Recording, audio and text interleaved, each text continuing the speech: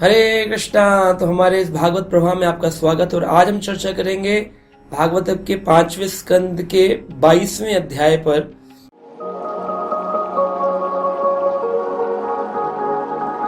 जहां पर हम चर्चा कर रहे हैं कि शुकदेव गोस्वामी ने परीक्षित को बहुत कुछ सृष्टि के बारे में समझाया, सूर्य के बारे में समझाया। अब उनका ये प्रश्न है नवग्रहों को लेकर के। तो यहाँ पर परीक्षित महाराज प्रश्न करते हैं पहले श्लोक में, यत् एतद् भगवत आदित्यस्य मेरुं ध्रुवं च प्रदक्षिणेन परिक्रमतो राशिनाम् अभिमुख प्रचलितं च प्रदक्षिणम् भगवतो परिणमितः ममुष्यः वयं कथम् अनुमीमीहिति। इसमें वो प्रश्न कर रहे हैं, परीक्षित ने प्रश्न किया शुकदेव से, आपने मुझे सत्य के बारे में बताया, सूर्य के बारे में बताया, सुमेरु पर्वत के बारे में बताया, ज़ोडिएक साइंस सूर्य राशियों के बारे में बताया, और आपने भी बताया कि सुमेरु के उत्तर पूर्व पश्चिम में कौन कौन से लोक हैं। ध्रुव लोक भी बताया कि इन सब के ऊपर ध्रुव लोक है। कैसा कैसे हो सकता है कि सूर्य के ऊपर भी ग्रह हैं, सूर्य के ऊपर भी लोक हैं, और सूर्य के राइट में जो है वो ध्रुव लोक भी है? ऐसा कैसे हो गया, ये थोड़ा सा समझाइए। तो अब सृष्टि के बारे में वर्णन कर रहे हैं, समझने वाली बात है।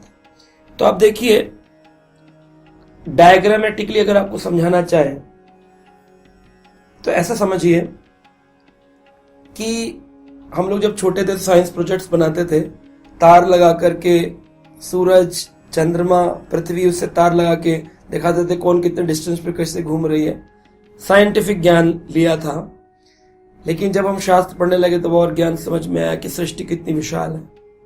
तो भगवान नारायण जो है, गर्भोदक्ष विष्णु की नाभि से एक कमल निकला, कमल के ऊपर ब्रह्मा जी, उनकी नाल, कमल की जो नाल है डंडी, उसमें 14 लोक हैं। बीच में पृथ्वी है, पृथ्वी के नीचे तल, वितल, सूतल, तलातल, रसातल, महातल, पाताल, और इस पृथ्वी के ऊपर भूलोक, भुवलोक, स्वर्गलोक, तपलोक, जनलोक, महरलोक, सत्यलोक। तो ये हो गया 14 लोक। इसके ऊपर फिर कर्ण नदी है, कर्ण, विरजा नदी, कर्ण नदी, कर्ण सागर, कर्ण सागर के ऊपर वैकुंठ लोक है, नीचे भौतिक लोक है। अब भौतिक लोक में ये 14 जो लोक हैं, इन लोकों के अंदर भूलोक और भूवर लोक के मध्य में सूर्य ऐसे घूम रहा है, और सूरज जो है रथ पे, अपने हमने भी बताया पिछले एपिसोड में, 7 घोड़ों की रस्सी लेकर घूम रहा है, ऐसे घूम रहा है। भूलोक और भूवर लोक के मध्य में ऐसे बीच में घूम रहा है। उस जो सूर्य है उससे अब अन्य चंद्र, बुध, बृहस्पति, शुक्र, इनका हम ज्ञान इसमें परीक्षित महाराज को शुकदेव गोस्वामी इस अध्याय में दे रहे हैं। वो कहते हैं कि देखिए, जो सन है, जो सूरज है, वो सारे के सारे यूनिवर्स में, यानी कि जो भौतिक यूनिवर्स है, आध्यात्मिक यूनिवर्स में तो ना तद्भसाए तो सूर्यो, वहां सूरज नहीं होता, न शशांक को, न चंद्रमा होता, न पावक, भगवान के धाम में नहीं होता। ये भौतिक संसार को यूनिवर्स, यानी कि जितने मल्टीपल यूनिवर्सेस हैं, अनंत कोटि ब्रह्मांड जितने भी हैं, आध्यात्मिक लोक की बात नहीं हो रही, भौतिक लोक जितने भी फैले हुए हैं, इन लोकों में सूर्य जो होते हैं उनको मुख्य रूप से कालचक्र, शुभ अशुभ का विचार, और प्राय जो ज्योतिष कुंडली देखते हैं या जो स्मार्त ब्राह्मण नवग्रह पूजन कराते हैं, वो सबका ज्ञान इधर से आता है। सूर्य उनके लिए मुख्य है। कुंडली में भी जो कुंडली बनाते हैं बच्चों की, आपकी अपनी परिवार की, 12 घर होते हैं, नवग्रह होते हैं। तो उसमें लग्न कुंडली में अगर देखा जाए सूरज कौन से स्थान में बैठा हुआ, उसका स्वामी कौन है, ये सब चीजें ज्योतिष विचार से, ज्योतिष शास्त्र से ली जाती है। तो अभी हम चलते हैं कि ये जो सूरज है ये ही 6 ऋतुओं को देने वाला है। यानी कि जो चंद्रमा का कैलेंडर है, अब जैसे जिसकी राशि में चंद्रमा जिस भी राशि में बैठा है वो उसकी चंद्र राशि हो जाती है। अगर मान लीजिए आपकी कुंडली में मून लिखा हुआ है, एमओ मून, या चंद्र हिंदी में, जिस डिजिट पे लिखा हुआ, मान लीजिए 3 नंबर डिजिट पे चंद्र लिखा है, तो आपकी चंद्र राशि मिथुन राशि हो गई। ऐसा ज्योतिष शास्त्र में वर्णन आता है। तो भागवत में भी ज्योतिष विद्या का ज्ञान दिया गया है। तो यहां पर बताते हैं कि चंद्र राशि 15-15 दिन के मध्य में चलता है। चंद्रमा का जो कैलेंडर है, मून कैलेंडर, लूनार कैलेंडर, वो चलता है ऐसे: प्रथमा, द्वितीया, तृतीया, चतुर्थी, पंचमी, छठी, सप्तमी, अष्टमी, नौमी, दशमी, एकादशी, द्वादशी, त्रयोदशी, चतुर्दशी, अमावस्या। बीच में मिड आएगा अमावस्या। फिर दोबारा कैलेंडर स्टार्ट होगा: प्रथमा, द्वितीया, तृतीया, चतुर्थी, पंचमी, छठी, सप्तमी, अष्टमी, नौमी, दशमी, एकादशी, द्वादशी, त्रयोदशी, चतुर्दशी, पूर्णमासी। अब पूर्णमासी से महीना चेंज हो जाएगा। तो होता 30 दिन बाद ही है, लेकिन 2 भाग में होता है। 15 दिन की अमावस्या और 15 दिन पूर्णमासी, कृष्ण पक्ष, शुक्ल पक्ष, ऐसे भेद किया हुआ है इसका। लेकिन जो सोलर कैलेंडर है, सूर्य कैलेंडर, ये चलता है 1 महीने। मान लीजिए कर्क राशि, फिर उसके अगले महीने सिंह राशि। तो ये पूरे महीने चलता है। और जब संक्रांति आती है तब इसका महीना चेंज होता है कि सूरज अब संक्रमण करके दूसरी राशि में चला गया, तब राशि परिवर्तन होता है। इसलिए आपने एग्जैक्टली देखा होगा, पूरा महीना नहीं होता। कहते 21 जनवरी से लेके 21 फरवरी तक, ऐसे लिखा होता है। 22 फरवरी से लेकर के 21 मार्च तक, इससे करके होता है। क्यों? जब सूरज संक्रमण कर रहा, संक्रांति तिथि आती है, तो उसमें ये चंद्र राशि बदल जाती है। 2 महीनों को मिलाकर के एक ऋतु बनती है ना। मतलब जैसे फागुन का महीना आएगा तो 2 महीने मिलाकर के आपके फरवरी और मार्च, इन दोनों महीनों को मिला लेंगे तो एक ऋतु बन जाएगी। फागुन ऋतु चल रही है, फागुन का महीना चल रहा है। शिवरात्रि आएगी मार्च में, फरवरी में, और मार्च में आपकी होली आ जाएगी, गौर पूर्णिमा आएगी। तो ऐसे ही ऋतुओं का 2-2 महीनों को मिलाकर के ऋतुएं बनती हैं। ग्रीष्म ऋतु, शिशिर ऋतु, हेमंत ऋतु, वर्षा ऋतु, है ना, और ये आपके फागुन ऋतु, तो इस तरह से शरद ऋतु। तो ये 6 ऋतुओं में पूरा साल 12 महीने सूर्य कैलेंडर से बटे हुए। ये जो सूरज है, इसको ऋग्वेद, यजुर्वेद और सामवेद का प्रतिनिधि भी बताया गया है। कहते हैं कि इसलिए सूरज का एक नाम है त्रयी माया, क्योंकि 3 वेदों को प्रकट करता है। और सूर्य को भगवान का प्रतिनिधि भी माना जाता है। इसलिए लोग सूरज को सुबह सुबह जल चढ़ाते हैं। और सूर्य देव को क्या कहते हैं? सूर्य नारायण।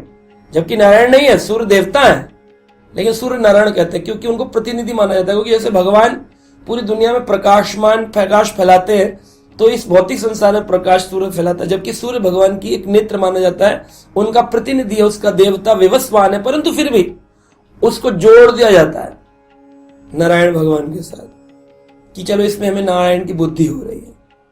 क्यों? क्योंकि उस सूर्य देवता की बुद्धि नारायण में लगी है। भगवान ने अर्जुन को जब गीता का ज्ञान दिया तो बोले, ये ज्ञान जो मैं तुम्हें दे रहा हूं, ये आज से करोड़ों वर्ष पहले मैंने सूर्य के देवता विवस्वान को दिया था। तो इससे पता चल गया वो देवता है, भगवान नहीं, नारायण नहीं, सूर्य नारायण नहीं। नारायण का कोई एक्सपेंशन नहीं है कि विष्णु का एक एक्सपेंशन है चतुर्भुज रूपी सूर्य, ना। विष्णु का भक्त है, विष्णु का प्रतिनिधि है। जैसे गुरु भगवान के प्रतिनिधि होते हैं, उसी प्रकार गुरु का प्रतिनिधि, भगवान का प्रतिनिधि है सूर्य। उसको इसलिए कभी कभी कंसिडरेशन में सूर्य नारायण कहते हैं। अब जो ये सूर्य नारायण है, इन्हीं से मौसम बदलते हैं, सीजन बदलते, सर्दी, गर्मी, बरसात, ऋतुओं की चर्चा हमने करी। वर्णाश्रम भी सूर्य उसमें बड़ी एक रोल प्ले करता है। जैसे कुछ लोग हठ योगी होते हैं, कुछ अष्टांग योगी होते हैं, कुछ अग्निहोत्र यज्ञ करते हैं, तो वर्णाश्रमों की मदद करता है। सूर्य के अनुसार कई प्रकार के शुभ अशुभ विचार किए जाते हैं कि भाई ये राहु काल चल रहा है, ये काल जो है अच्छा है, अभी तुम्हारे पर शनि चल रहा है। मेनली इसका लीडर सूर्य है। सूर्य मध्य में होता है, साइंस में भी दिखाया, सेंटर में सूरज ऑर्बिट के चारों तरफ घूम रहे हैं। लेकिन हम समझते थे ऐसे ऐसे चक्कर होता है। सूरज है, उसकी डायगनली ऐसे एक है प्लैनेट, उसकी डायगनली ऐसे दूसरा ग्रह, उसकी डायगनली ऐसे, तो ये घूम तो रहे हैं लेकिन सूरज मध्य में। लेकिन ये ऐसे नहीं घूम रहे कि जैसे बच्चे बीच में किसी पेड़ के चारों तरफ घूम रहे हैं, नहीं, ये बीच में सूर्य को रख के, और इनमें डिस्टेंस भी है, तब ये घूम रहे हैं ऐसे करके। तो भूलोक से लेकर के और ब्रह्मलोक तक ये घूमते रहते हैं, और ध्रुव लोक इनके मध्य में इसकी परिक्रमा करते रहते हैं। तो कितना डिस्टेंस है ये बताया गया है। तो पूरे आकाश को, अंतरिक्ष को दो भाग में बांटा गया है। आयन के रूप से इसको विभाजित किया गया। आयन बोलते हैं, कभी इसमें सूर्य तेज गति से चलता है, कभी मध्यम गति से, कभी बिल्कुल धीरे धीरे, कभी रुक मोड़ चलता है, लेकिन चलता रोज है। ऐसा नहीं होता कि सूरज रुक गया। तो अभी हम जो कंसेप्ट देने वाले हैं वो स्वीकार नहीं होगा, क्योंकि ये कंसेप्ट भागवत का कंसेप्ट है और हमने साइंस पढ़ी हुई है। हमारी बुद्धि क्या है ना, लिमिटेड नॉलेज लेती है, उसके बाद रिजेक्शन शुरू कर देती है, एक्सेप्ट ही नहीं करती है। तो शास्त्र की दृष्टि से चंद्रमा एक लोक है जिसमें आज तक कोई सैटेलाइट नहीं पहुंचा है। जिसमें पहुंचा है वो चंद्रमा सैटेलाइट है, मून सैटेलाइट, मून नक्षत्र। इज नॉट मून लोका, द मून प्लैनेट, चंद्रलोका। वो कहां है? चंद्रलोक, जहां पर राजा है सोमदेव, पूरी प्रजा है। अब लोग चंद्रमा पर जाते हैं और कहते हैं वहां से आ गए जी, वहां मिट्टी मिली खाली। अब कोई व्यक्ति जाए और जाकर के भारत के अंदर कच्छ के मैदान में उतरे, राजस्थान में, और रण ऑफ कच्छ से कुछ मिट्टी लेकर के वापस चला जाए, तो क्या इसमें राजा नहीं है? क्या इस पृथ्वी पर लोक नहीं, मनुष्य नहीं रहते? तो चंद्रलोक पर मनुष्य रहते हैं, राजा सोमदेव, पूरी प्रजा, सब कुछ हो रहा। कितनी दूरी पर है? बोलते हैं चंद्रमा तो दिखाई दे जाता है आंखों से, जिसे आप देखते हैं वो चंद्र नक्षत्र, चंद्र प्लैनेट नहीं है। चंद्रलोक कहां है? कह रहे चंद्रलोक 1,00,000 योजन, एक योजन में 12 किलोमीटर, यानी 12 लाख किलोमीटर दूर। किससे? सूरज से ऊपर। तो अगर आप भूलोक से देखेंगे, सूरज दिख जा रहा है, चंद्रमा नहीं दिखेगा आपको। सूरज दिखेगा क्योंकि उसके 12 लाख किलोमीटर ऊपर चंद्रलोक होता है, और उसके भी ऊपर 2 लाख योजन, यानी एक योजन में 12 किलोमीटर, यानी 24 लाख किलोमीटर ऊपर वीनस, शुक्र ग्रह है। उस प्रकार से 2 लाख योजन सारे नवग्रह एक के ऊपर एक है। क्रम में बताया गया है, सूरज सबसे नीचे, उसके ऊपर चंद्रमा 1 लाख योजन पे, फिर 2 लाख योजन पे शुक्र, फिर शुक्र ग्रह के 2 लाख योजन पे बुध ग्रह, बुध ग्रह के 2 लाख योजन पे अंगारक यानी मंगल, मार्स, और उसके 2 लाख योजन पे बृहस्पति, जुपिटर, गुरु, उसके 2 लाख योजन पे शनिश्चर, सैटर्न। और इस प्रकार से ये 2-2 लाख योजन पर, ऐसे नहीं कि सीधे खड़े हुए हैं, क्योंकि सीधे तो ऊपर दूसरे लोक हैं, भूलोक, भुवलोक, तपलोक, जनलोक, महरलोक, सत्यलोक, ब्रह्मलोक।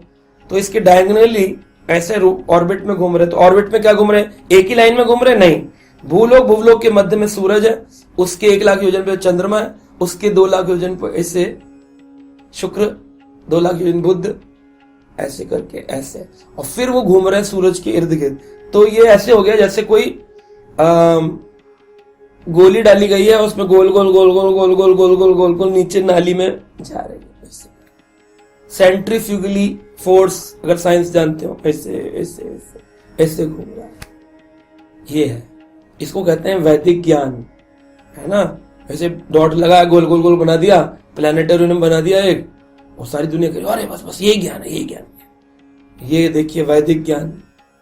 हमारे पुराने आचार्य थे ना, मिट्टी के पेंडुलम बनाकर के रिसर्च किए, पेंडुलम की। सबसे पहले सर्जन हुए सुश्रुत आचार्य भारत के।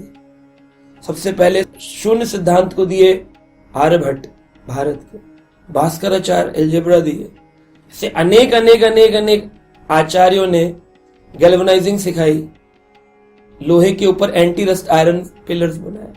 इतना गहरा ज्ञान था हमारा। आयुर्वेद, वेद, है ना। अभी हम बाहर पढ़ने, बच्चा जाता है बड़े खुश होते, बच्चा बाहर पढ़ने गया है, ओह बाहर ही हो गया, वैदिक ज्ञान कहाँ गया उसका।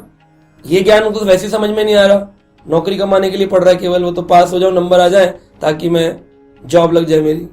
और जॉब में जितना लिमिटेड ऊपर वाले ने सिखाया ट्रेनिंग में, उतना ही सीखा, उसी ज्ञान से लिमिटेड नॉलेज से चल रहा है जगत। इसीलिए तो इतना डिप्रेशन है आज जगत में, इतना स्ट्रेस है चारों तरफ, क्योंकि लिमिटेड ज्ञान की ही बार बार बार बार रिसर्च हो रही है। सर्च नहीं हो रही, रिसर्च। जो हो चुका है उसी को दोबारा दोबारा दोबारा दोबारा। लेकिन जब वैदिक ज्ञान में आते हैं तो पता चलता अच्छा ये भी है, अद्भुत भंडार है ज्ञान का ये वैदिक भागवतम। आशा करते आप सुनते रहेंगे, श्रीमद् भागवत प्रवाह को, और आगे ऐसे ही रोचक ज्ञानवर्धक वीडियोस आते रहेंगे। हरे कृष्णा।